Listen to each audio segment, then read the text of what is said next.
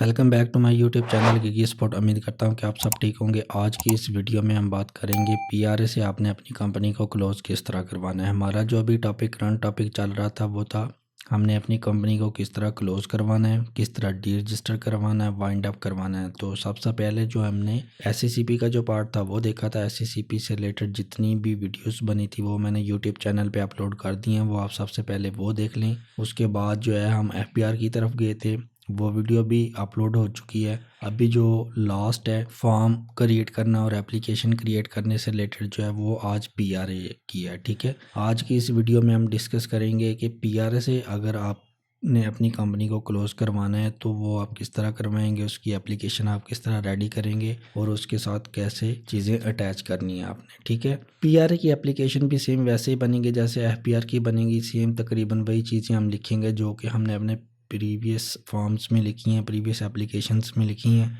तो मैं आपके लिए बना देता हूं ताकि आपको एक फॉर्मेट मिल जाए, आपको पता चल जाए कि किस तरह की चीज़ें लिखनी है आपने। तो आज की जो एप्लीकेशन होगी उसमें हम देखेंगे कि पीआरए से आपने किस तरह अपनी कंपनी को क्लोज़ करवाना है। ठीक है, तो उससे पहले मैं आपको दिखा देता हूँ कि पीआरए से अगर जब आपने कंपनी को क्लोज़ करवाना है तो उसके लिए क्या रिक्वायरमेंट होगी। आपने अपनी कंपनी को क्लोज़ करवाना है, एसएमसी है, प्राइवेट लिमिटेड कंपनी है या सिंगल बिजनेस भी है आपका, वो आपने क्लोज़ करवाना है एफबीआर से।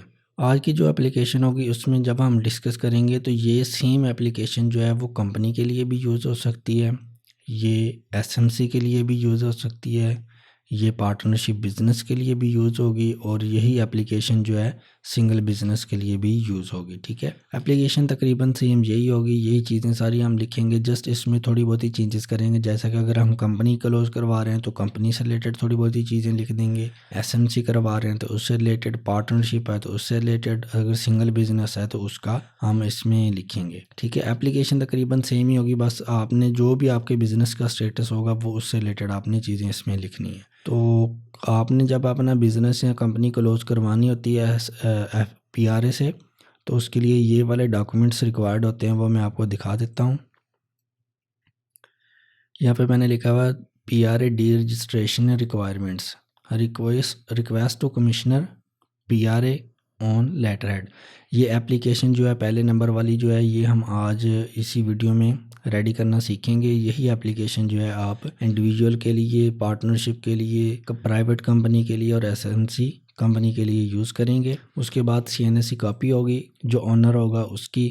ठीक है, अगर सिंगल है तो सिंगल बिजनेस का जो ऑनर है, पार्टनरशिप है तो जितने पार्टनर्स होंगे, कंपनी है तो जितने भी डायरेक्टर्स होंगे उनके सीएनएस की कॉपी होगी। उसके बाद एनटीएन प्रोफाइल होगी और पीआरए प्रोफाइल होगी। जाहिर सी बात है, जिस तरह आप एनटीएन की प्रोफाइल निकालते हैं उसकी एफबीआर की वेबसाइट से, सेम इस तरह पीआरए की वेबसाइट से भी आप अपनी पीआरए प्रोफाइल निकाल लेंगे। एनटीएन प्रोफाइल का आपको पता ही नहीं, जब हम एफबीआर की वेबसाइट पे जाते हैं तो वहाँ पे आप निकालते हैं एनटीएन प्रोफाइल को, वो मैं अभी आपको दिखा देता हूँ। यहाँ पे हम एफबीआर लिख लेते हैं। ये यहाँ पे ऑनलाइन वेरिफिकेशन पोर्टल के ऊपर आप क्लिक करेंगे। यहाँ से ये देखें लिखा हुआ टैक्स पेयर प्रोफाइल इंक्वायरी, इसके ऊपर जब आप क्लिक करते हैं तो यहाँ से आप अपना एनटीएन या सीएनएस सेलेक्ट करके यहाँ पे वो लिखते हैं, आगे लिखते हैं तो यहाँ पे आपकी प्रोफाइल शो हो जाती है। ठीक है, सेम इसी तरह आपने पीआरए की प्रोफाइल भी निकालनी है लॉगिन करके, तो यहाँ से आपकी प्रोफाइल निकल आती है। इसमें कोई बड़ा इशू नहीं है, ये आप यहाँ से प्रोफाइल निकालेंगे। उसके बाद 6 मंथ रिटर्न्स चाहिए होंगी आपको। पीआरए से हम क्लोज़ करवा रहे हैं तो पीआरए में अगर आपने 6 मंथ्स की रिटर्न फाइल की हुई है तो वो आप उनके प्रिंट लेंगे। ठीक है, अगर आपकी 6 मंथ्स की नहीं हुई, कम है, जितनी भी हुई हैं वो आपकी पीआरए की रिटर्न निकलेंगी। वो आपने डाटा वाली फ़ाइल की हैं या की नल फाइल की हुई हैं, जो भी फ़ाइल की हुई हैं वो आपने 6 मंथ की निकालनी है। अगर 6 मंथ की नहीं है, कम मंथ्स की हैं, तो जितने भी मंथ्स की आपके पास अवेलेबल होंगी वो आप निकाल लेंगे। उसके बाद डी रजिस्ट्रेशन फॉर्म होगा। डी रजिस्ट्रेशन फॉर्म जो है PST2 फॉर्म होगा, ये अवेलेबल है ऑन पीआरए की वेबसाइट, ये आप वहाँ से निकाल सकते हैं। तो वो कैसे निकालना है, या तो आप पीआरए की वेबसाइट से यहाँ से आके निकाल लें। अगर आपको नहीं समझ आ रही तो आप जस्ट सिंपल आएँ गूगल क्रोम पे, यहाँ पे लिखें PRA D registration form, PRA D registration form, ये पहले नंबर पे आ जाएगा। इसके ऊपर क्लिक करें। ये देखें ये PST1 है, ये टैक्स पेयर रजिस्ट्रेशन फॉर्म होता है। जब हम रजिस्ट्रेशन करते हैं पीआरए में तो इस तरह का एक फॉर्म होता है।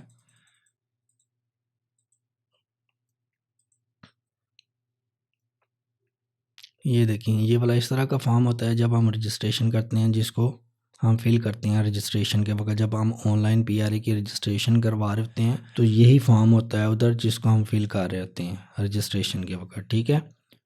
और ये नीचे है PST2 डी रजिस्ट्रेशन फॉर्म। जब हमने डी रजिस्ट्रेशन करवानी है तो ये वाला फॉर्म होता है, इसको हम फिल करते हैं, ठीक है। ये फॉर्म आप इसका प्रिंट लेके इसको फिल कर सकते हैं वर्ड की फ़ाइल बना के। ये PDF की, जब आप इसको डाउनलोड करेंगे तो ये PDF की फ़ाइल होगी। इसको आप ऑनलाइन कन्वर्ट कर सकती हैं PDF टू वर्ड, तो ये कन्वर्ट हो जाएगी। काफ़ी ज़्यादा वेबसाइट्स अवेलेबल हैं। जस्ट आपने गूगल पे आना है, यहाँ पे आपने लिखना है PDF टू वर्ड कन्वर्टर। ये पहले नंबर पे देखें लिखा हुआ है ना, ये देखिए कितनी ज़्यादा फाइल्स यहाँ पे वेबसाइट्स ओपन हो जाएंगी। आप अपनी PDF की फ़ाइल को वर्ड में कन्वर्ट कर सकते हैं, उसको फिर आप यहाँ पे फिल कर सकते हैं, उसका प्रिंट ले लें। अगर आप ऐसे नहीं कर सकते तो ऑनलाइन फैसिलिटी अगर अवेलेबल होगी फ्यूचर में तो वो आप ऑनलाइन भी इसको डी रजिस्ट्रेशन करवा सकते हैं, ठीक है। यही फॉर्म ऑनलाइन अवेलेबल होगा, जैसे रजिस्ट्रेशन का ऑनलाइन अवेलेबल है तो इस तरह डी रजिस्ट्रेशन का भी अवेलेबल होगा, ठीक है।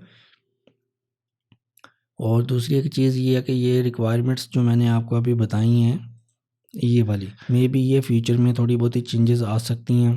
जब आप फ्यूचर में मेरी वीडियो देख रहे होंगे, साल बाद, 2 साल बाद या 5 साल बाद भी, अगर आप फ्यूचर में मेरी वीडियो ये देखें तो ये जो रिक्वायरमेंट्स हैं, ये वाली जो मैंने 5 लिखी हैं, इनमें थोड़ी बहुत ही चेंजेस आ सकती हैं। इनमें से कम भी हो सकती हैं। मे बी ये सारी की सारी जो चीज़ें हैं वो कह दें कि वो फ्यूचर में ऑनलाइन सारी चीज़ें हो जाएं, तो वो ये सारी चीज़ें आपको ऑनलाइन फिल करनी पड़े, आपको रिक्वेस्ट भी ना लिखनी पड़े। जस्ट कॉपी CNC ये वाली जो चीज़ें हैं, ये 6 मंथ की रिटर्न भी ना आपको डाउनलोड करनी पड़े। ये वाली जो है ये आपको साथ ऑनलाइन फॉर्म अवेलेबल हो और आप वहाँ पर अटैच कर दें। ये वाला फॉर्म आपको डाउनलोड ना करना पड़े, ये भी ऑनलाइन अवेलेबल है वो, और आप वहाँ पे फिल करके इसको सबमिट कर दें। फ्यूचर में ये चीज़ें चेंज हो सकती हैं, प्रोसीजर ये सारा का सारा ऑनलाइन हो सकता है। या मे बी अभी 5 रिक्वायरमेंट हैं तो फ्यूचर में 8 हो जाएं, 10 हो जाएं, या फ्यूचर में 2 हो जाएं, 3 हो जाएं, तो ये पॉसिबिलिटीज़ हैं, ठीक है। चीज़ें चेंज होती रहती हैं, अपडेट होती रहती हैं, तो इसलिए आपने इस चीज़ की टेंशन नहीं लेनी। तो अभी हम चलते हैं, उसको कर लेते हैं। एप्लीकेशन जो है पहले नंबर पे ये जो है request to commissioner PRA on letterhead. हमने अपनी कंपनी को क्लोज़ करवाना है, या बिज़नेस को या पार्टनरशिप को क्लोज़ करवाना है, तो उसके लिए हम कमिश्नर को, आपका अगर अपनी कंपनी के या बिज़नेस का लेटर हेड है तो उसके ऊपर आप ये एप्लीकेशन लिखेंगे। अगर नहीं है तो आप खाली पेज वाइट पेपर जो होता है उसके ऊपर भी लिख सकते हैं। तो अभी हम एप्लीकेशन रेडी करना स्टार्ट करते हैं। अभी हमने ये एप्लीकेशन कमिश्नर को लिखनी है, तो सबसे पहले हम कमिश्नर का नेम लिख लेंगे। कमिश्नर को लिखनी है तो उसी को हम रिप्रेजेंट करने के लिए उसको लिखेंगे।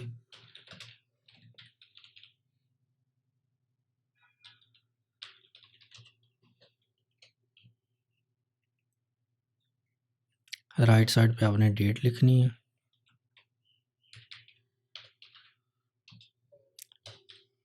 मैं यहाँ पे फर्जी डेट लिख रहा हूँ, आपने जिस डेट को अप्लाई करना है आप वही डेट लिखेंगे।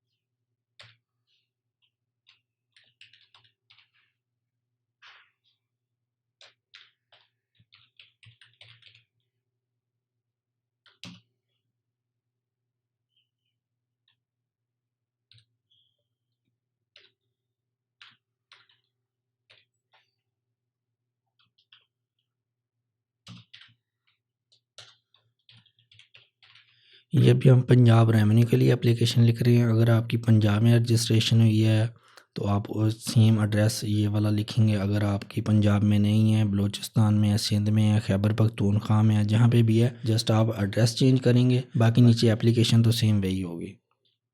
इसके बाद हम आगे सब्जेक्ट लिख लेते हैं।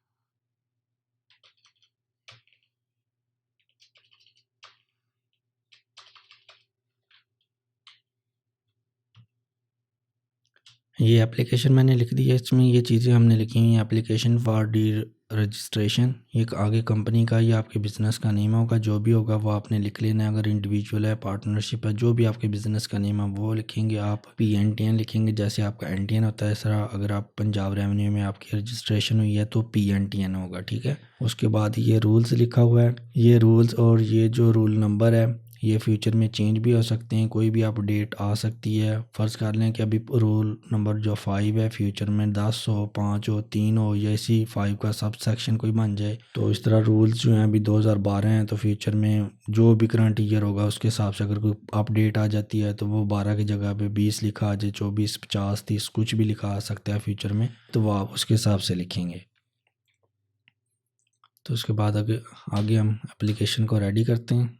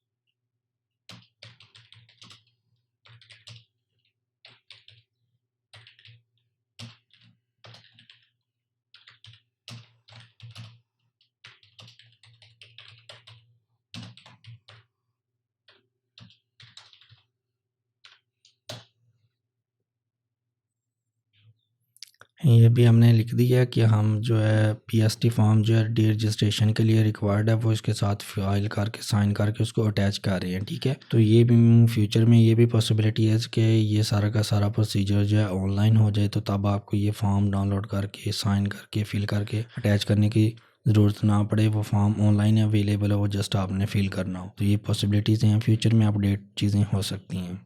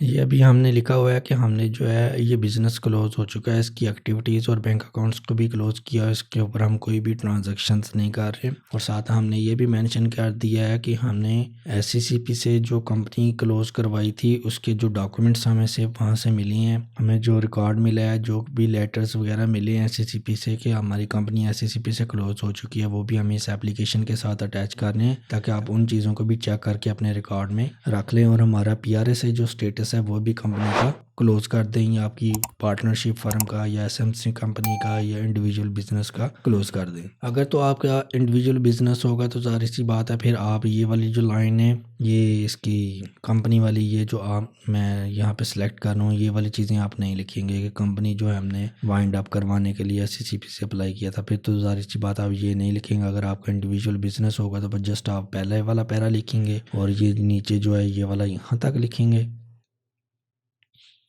ये 2 लाइनें।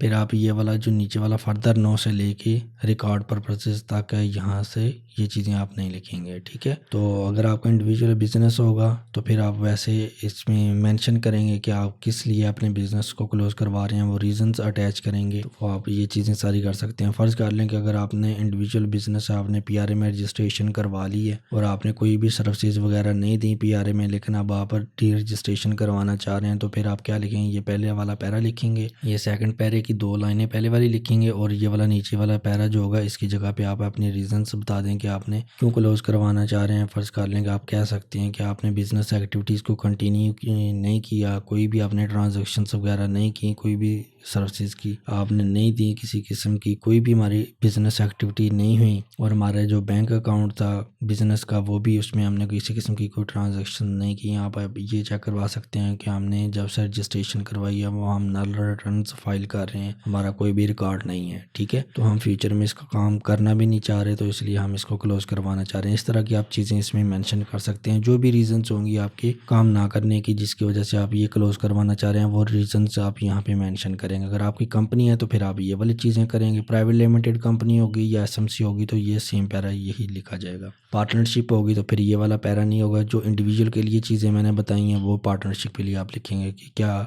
वजूहत बनी है, किस वजह से आप कंपनी को क्लोज करवाना रजिस्ट्रेशन क्लोज करवाना चाह रहे हैं।